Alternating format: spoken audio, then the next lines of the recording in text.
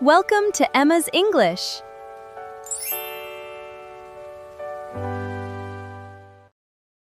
Welcome back to Emma's English Talk, your favorite space for mastering real-world English. I'm Emma. Have you ever spent 15 minutes frantically searching for your keys, only to find them sitting right on the kitchen counter in plain sight? It is such a frustrating yet relatable feeling, and it happens to the best of us. Today, we are talking about that exact headache, misplacing everyday items. As we start, I want you to just relax and listen. Don't worry at all if you miss a few words here and there, because we have our word tour coming up later to break down all the key vocabulary. Ready? Let's dive into the dialogue.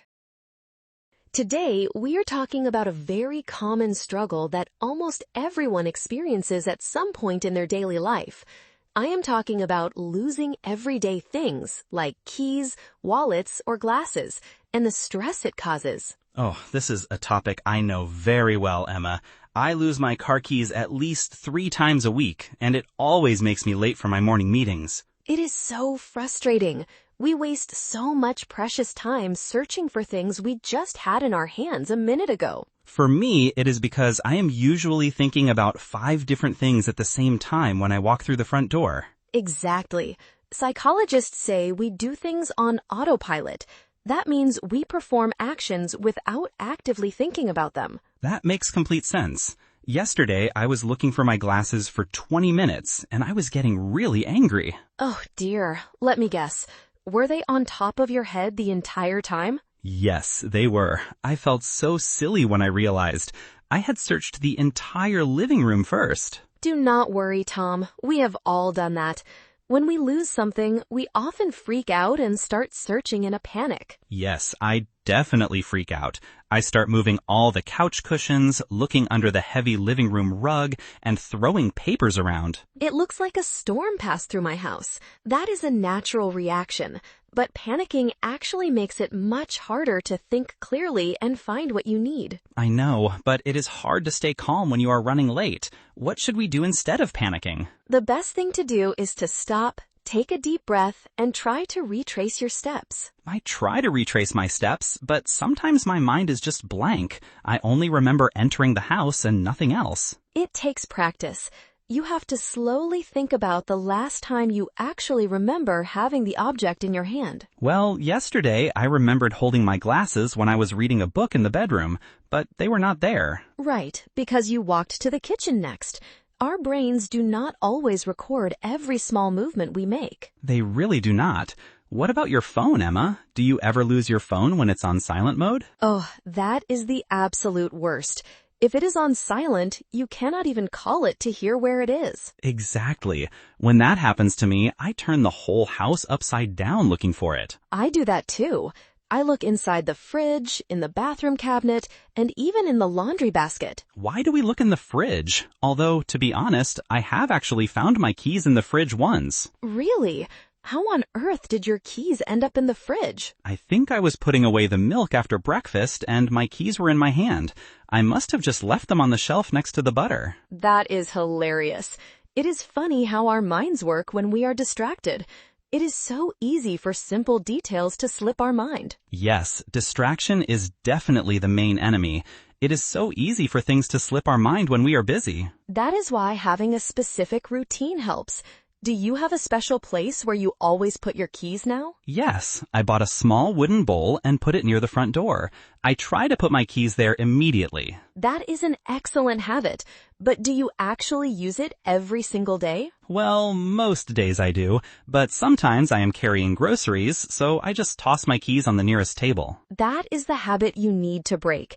If you can make a habit of putting things in the same place, you will save so much time. I agree. But sometimes, even when I think I have lost something, it's actually right in front of me. Oh yes, like when your phone is in plain sight on the kitchen table, but you still can't see it. Exactly. It is in plain sight, but my eyes just look right past it. Why does that happen? Scientists say it is because we are looking for a specific image in our mind. If the object is at a different angle, our brain doesn't recognize it. That is fascinating. So if my phone is facing down instead of up, my brain might not register it. Yes, precisely. Our brains are trying to save energy, so they make quick visual shortcuts. That makes me feel a bit better about myself. I'm not lazy, my brain is just trying to be efficient. That is a very positive way to look at it, Tom. But we still need our keys to leave the house on time. True. What do you do when you are in a rush and you really can't find something important? I try to stop looking for a moment. I also ask someone else to look for me if possible. Ah, the fresh eyes method. That always works in my house. My wife can find things in 2 seconds. Yes, because she is not stressed about it. She is looking at the room with a calm mind, so things just show up. It is amazing how things show up the moment you stop looking for them. That is so true. You search and search, give up, and then 10 minutes later, you see it on the chair. Do you think technology can help us with this problem? Like those small electronic tracking tags? Yes, those trackers are very useful. They can make a loud sound when you use an app on your phone. But what if you lose your phone and your keys at the same time? Then you are in big trouble. You will have to rely on your brain and retrace your steps the old-fashioned way. Or I'll just have to turn the house upside down again and hope for the best. Let us hope it doesn't come to that. It is much better to build good habits and keep calm. I will try my best to use my key bowl from now on. That is a good start. Well, that is all for our discussion today. Now, let us move on to our word tour to look at the useful phrases we used. Welcome to our word tour. Let us look at some of the great vocabulary and expressions we used in today's conversation. First, we have the phrase freaked out. To freak out means to suddenly become very angry, anxious, or afraid. In our conversation, Tom said he freaks out when he cannot find his keys. Here is an example sentence.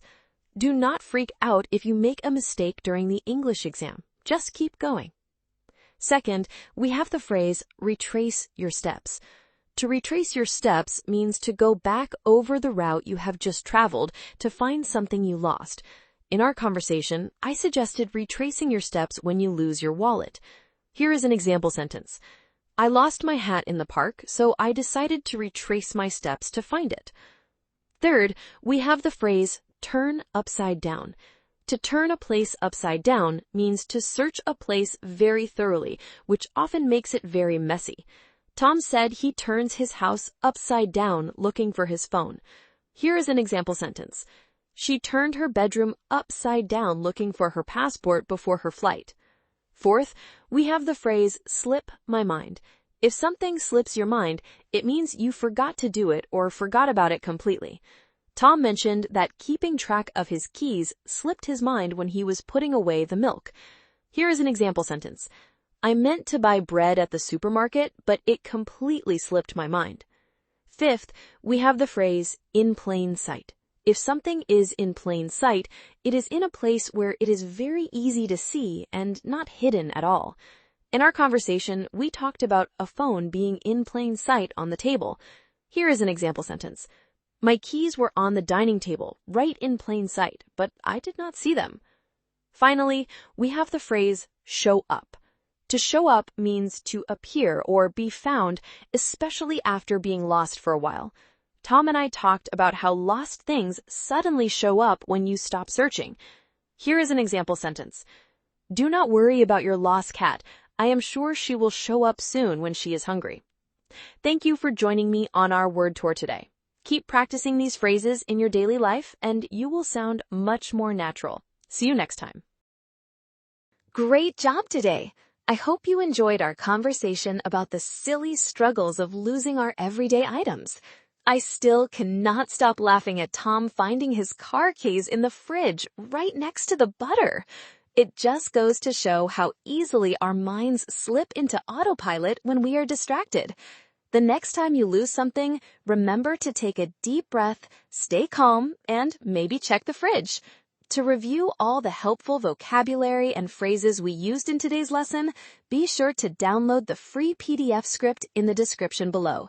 And if you enjoyed learning with us, please like, subscribe, and turn on notifications so you never miss an episode.